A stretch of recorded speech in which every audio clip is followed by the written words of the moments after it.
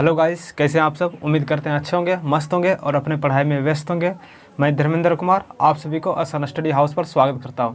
तो चलिए आज का वीडियो स्टार्ट करते हैं। आज के इस वीडियो में हम लोग साइंस के कुछ महत्वपूर्ण प्रश्न करेंगे और उनसे संबंधित जो MCQ होंगे क्वेश्चन से रिलेटेड, उनको हम लोग साथ में करते जाएंगे। ठीक है, तो चलिए स्टार्ट करते हैं। सबसे पहला प्रश्न है, ऑक्जेलिक एसिड का एक प्राकृतिक स्रोत क्या है। ठीक है, ऑक्जेलिक एसिड का एक प्राकृतिक स्रोत क्या है। आपका ऑप्शन ए है खट्टा दूध, ऑप्शन बी टमाटर, ऑप्शन सी चीटी डंक और ऑप्शन डी इमली। ठीक है, इन 4 ऑप्शन है, इनमें से कौन सा सही आंसर होगा वो आपको बताना है। सबसे पहले देखिए, क्वेश्चन में ऑक्जेलिक एसिड का जिक्र हुआ है, तो सबसे पहले जानते हैं कि ऑक्जेलिक एसिड क्या है और किस किस में पाया जाता है, इनका उपयोग क्या है। चलिए सबको जान लेते हैं। ठीक है, तो ऑक्जेलिक एसिड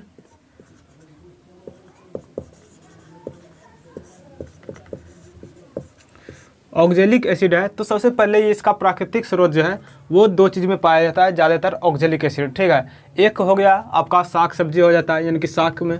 ठीक है, या तो आप इसमें पालक भी कर सकते हैं। ठीक है, तो एक हो गया साग में, और दूसरा जो ऑक्जेलिक एसिड पाया जाता है वो टमाटर में पाया जाता है। ठीक है, वो किस चीज़ में पाया जाता है, टमाटर में पाया जाता है। और बात करें इस ऑक्जेलिक एसिड की, इसका उपयोग क्या है, तो इसका उपयोग जो है कपड़ों आदि कपड़ों के जंग या फिर धब्बे या दाग को हटाने में।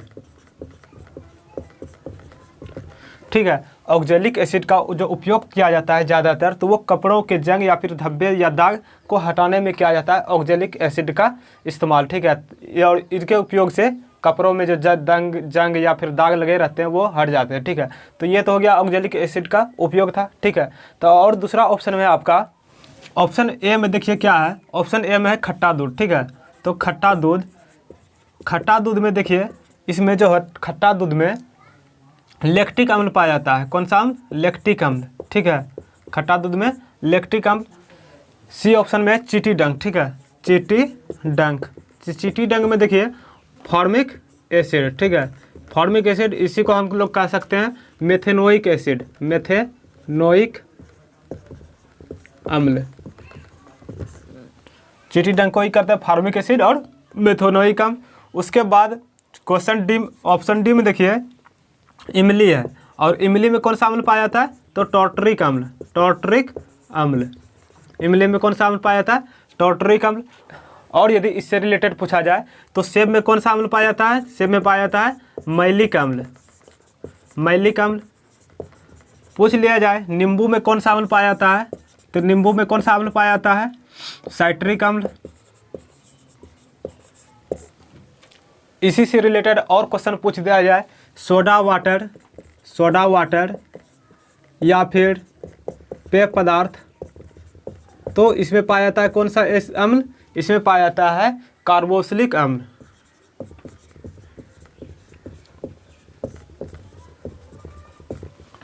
इस क्वेश्चन से जितने भी MCQ बन रहे थे उन्हें मैंने कर लिए हैं। तो ठीक है, तो देखिए सबसे पहले एक बार और रिवीजन कर लेते हैं। ठीक है, पहले प्रश्न था ऑक्जेलिक एसिड का एक प्राकृतिक स्रोत क्या है। तो ऑक्जेलिक एसिड का एक प्राकृतिक स्रोत आप देख रहे हैं, कौन से दो प्राकृतिक स्रोत है, एक तो साग में पाया जाता है, दूसरा टमाटर में पाया जाता है। यहाँ आपका साग नहीं है, यहाँ आपका टमाटर दिया गया है ऑप्शन में, तो ऑप्शन बी बिल्कुल सही आंसर है इस प्रश्न का। और बात करें ऑक्जेलिक एसिड का उपयोग, तो ऑक्जेलिक एसिड का जो उपयोग था कपड़ों के जंग या धब्बे को हटाने में ऑक्जेलिक एसिड का उपयोग किया जाता है। ठीक है, उसके बाद ऑप्शन ए में आप देखे थे खट्टा दूध में कौन सा अम्ल पाया जाता है, तो लैक्टिक अम्ल पाया जाता है खट्टा दूध में। ठीक है, और चीटी डंक में कौन सा अम्ल पाया जाता है, तो वो फॉर्मिक एसिड पाया जाता है। चीटी डंक में फॉर्मिक एसिड पाया जाता है, जिसको हम लोग मेथेनोइक अम्ल भी कहते हैं। ठीक है, इमली में कौन सा अम्ल पाया जाता है, तो इमली में टॉर्टरिक अम्ल पाया जाता है। सेब में कौन सा अम्ल पाया जाता है, तो सेब में मैलिक अम्ल पाया जाता है। ठीक है, और सोडा वाटर या पेय पदार्थ बोले से, तो इसमें पाया जाता है कार्बोनिक अम्ल पाया जाता है। और नींबू में कौन सा अम्ल पाया जाता है, तो वो साइट्रिक अम्ल पाया जाता है। उम्मीद करते हैं आप इन्हें अच्छे से समझ गए होंगे। ठीक है, तो बढ़ते हैं अपने अगले प्रश्न पर। प्रश्न है, यदि बल और विस्थापन के बीच कोण डैश है तो किया गया कार्य ऋणात्मक होता है। ठीक है, आपका ऑप्शन ए है 0 degree, option B 90 degree, option C 180 degree या फिर ऑप्शन डी इनमें से कोई नहीं। तो चलिए इसका एक्सप्लेन करते हैं। ठीक है, सबसे पहले जब भी ऐसा क्वेश्चन देखेंगे तो मेरे दिमाग में एक बातें चलने चाहिए, वो ये है, ठीक है। यदि बल और विस्थापन के बीच कोई कोण बन रहा हो तो क्या है, यदि बल और विस्थापन के बीच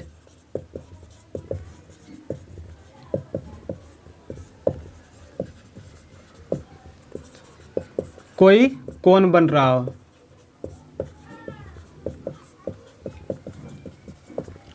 देखिए यदि बल और विस्थापन के बीच कोई कोण बन रहा हो, इस कंडीशन में तीन प्रश्न एग्जाम में पूछे जा सकते हैं। तो चलिए उन तीनों कौन कौन से प्रश्न हैं तो इसी में कवर कर लेते हैं, ठीक है। तो देखिए सबसे पहले बनता है, तो क्या यह जो कार्य होगा, तो किया गया कार्य, यदि बल और विस्थापन के बीच कोई कोण बन रहा हो तो किया गया कार्य W बराबर होता है FS cos theta, FS cos theta, ठीक है। देखिए यहाँ से क्या होता है, यदि आपका कोस 0 डिग्री रहेगा, यदि आपका कोस थीटा का मान 0 डिग्री रहेगा तो मान क्या हो जाएगा, 1 हो जाएगा, ठीक है। यदि कोस 0 डिग्री रहेगा तो यानी कि कोस 0 डिग्री का मान क्या होता है, 1 होता है, तो उसका जो किया गया कार्य होगा 1 होगा। यदि कोस थीटा की जगह यदि 90 डिग्री होगा तो किया गया कार्य क्या हो जाएगा, 0 हो जाएगा, ठीक है। यदि थीटा का मान 90 डिग्री रहेगा तो कोस 90 डिग्री का मान होता है 0, तो किया गया कार्य भी क्या हो जाएगा, 0 हो जाएगा। वही तीसरा कंडीशन में यदि कोस 180 डिग्री रहेगा तो इसका मान हो जाता है -1। ऐसा क्यों होता है, क्योंकि कोस 180 डिग्री का मान जो होता है, कोस 180 डिग्री का मान वो -1 होता है, ठीक है, माइनस होता है। तो आपसे क्वेश्चन यही था कि कितना डिग्री का कोण बनेगा जो कि किया गया कार्य ऋणात्मक हो जाएगा। तो आप देख सकते हैं कि कितना डिग्री का बन रहा है तो ऋणात्मक हो रहा है, तो 180 डिग्री का कोण बनता है, तो किया गया कार्य जो होता है ऋणात्मक होता है। ये ऋणात्मक आप चिन्ह यहाँ देख सकते हैं, ठीक है। एक और चीज़ नोट डाउन यहाँ पर कर लीजिए, ठीक है। यदि वस्तु ऊंचाई की ओर जाती है, यदि वस्तु ऊंचाई की ओर जाती है, ऊंचाई की ओर जाती है, तब वहाँ किया गया कार्य क्या होगा, तब किया गया कार्य W बराबर mgh होगा, ठीक है। यदि वस्तु ऊंचाई की ओर जाती है तब किया गया कार्य क्या होगा, उस स्थिति में किया गया कार्य क्या होगा, तो उस स्थिति में होता है W बराबर mgh, जहाँ m बराबर हो जाएगा मास आपका हो जाएगा, ठीक है, यानी कि मास यानी कि द्रव्यमान हो जाएगा। G बराबर क्या हो जाएगा, यहाँ पर G बराबर गुरुत्वीय त्वरण हो जाएगा, गुरुत्वीय त्वरण हो जाएगा। और वही अगर दी h की बात किया जाए तो यहाँ पर ऊंचाई हो जाता है, ठीक है। तो इन फॉर्मूला से भी एग्जाम में 1-2 न्यूमेरिकल प्रश्न पूछे जाते हैं, तो ये भी आप लोग अच्छे से नोट डाउन कर लीजिए, ठीक है। तो यदि वस्तु ऊंचाई की ओर जाती है तब किया गया कार्य W बराबर mgh होता है। यदि बल और विस्थापन के बीच कोई कोण बन रहा है तो किया गया कार्य W बराबर एफएस कोस थीटा होता है, W बराबर एफएस कोस थीटा होता है। यही थीटा का मान उसके कार्य में जो परिवर्तन होता है उसको दिखाता है, यानी कि कोस यदि 0 डिग्री रहेगा तो उसका किया गया कार्य 1 हो जाएगा, कोस 90 डिग्री रहेगा तो किया गया कार्य क्या हो जाएगा, 0 हो जाएगा। और वही कोस 180 डिग्री रहेगा तो किया गया कार्य जो होगा निगेटिव में होगा, ठीक है। तो क्वेश्चन में आपसे पूछ रहा था तो कितने डिग्री का कोण बनता है जो किया गया कार्य ऋणात्मक होगा, तो आपका आंसर 180 डिग्री हो जाएगा, क्योंकि आप यहाँ पर देख सकते हैं, ठीक है। तो चलिए इन क्वेश्चन से जितने भी MCQ बन रहे थे उन्हें मैंने देख लिए।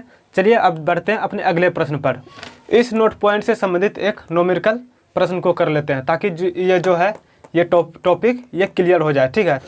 देखिए प्रश्न है, एक कुली जमीन से 11 kg का सामान उठाता है और जमीन से 1.5 मीटर ऊपर अपने सिर पर रखता है। कुली द्वारा सामान पर कुल किया गया कार्य कितना है। यदि G बराबर आपका दिया रखा है 10 मीटर प्रति सेकंड स्क्वायर, ठीक है। तो G का मान यहाँ पर दिया गया है गुरुत्वीय त्वरण का, तो आपसे पूछ रहा है कार्य क्या होगा। मैंने अभी बताया था आपको, यदि वस्तु ऊंचाई की ओर जाती है तब, यदि वस्तु ऊंचाई की ओर जाती है तब किया गया कार्य क्या होता है, तो यहाँ आप बोल सकते हैं mgh होता है, अभी मैंने आपको बताया था, ठीक है।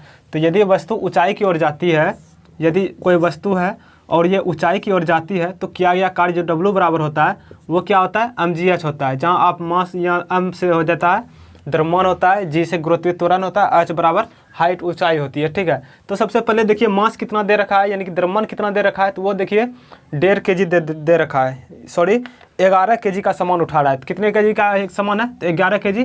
तो यानी कि द्रव्यमान आपका 11 kg है। और गुना जी का मान देखिए क्वेश्चन में दे रखा है कि 10 मीटर पर सेकंड स्क्वायर दे रखा है। तो जी का मान यहाँ पर पुट कर दिए। और ऊंचाई जो है आपका क्वेश्चन में दे रखा है कितना, देखिए ऊंचाई दे रखा है 1.5 मीटर, 1.5 मीटर उठा रहा है। ठीक है, तो चलिए इसको सोल्यूशन यहाँ से निकालते हैं। तो यहाँ क्या हो जाएगा, पॉइंट से उड़ाते हैं तो यानी कि 10 हो जाएगा, 10 हो जाएगा। उसके बाद 10 से 10 खत्म हो जाएगा, यानी 15 गुना 11 करते हैं तो हो जाता है 165 जूल।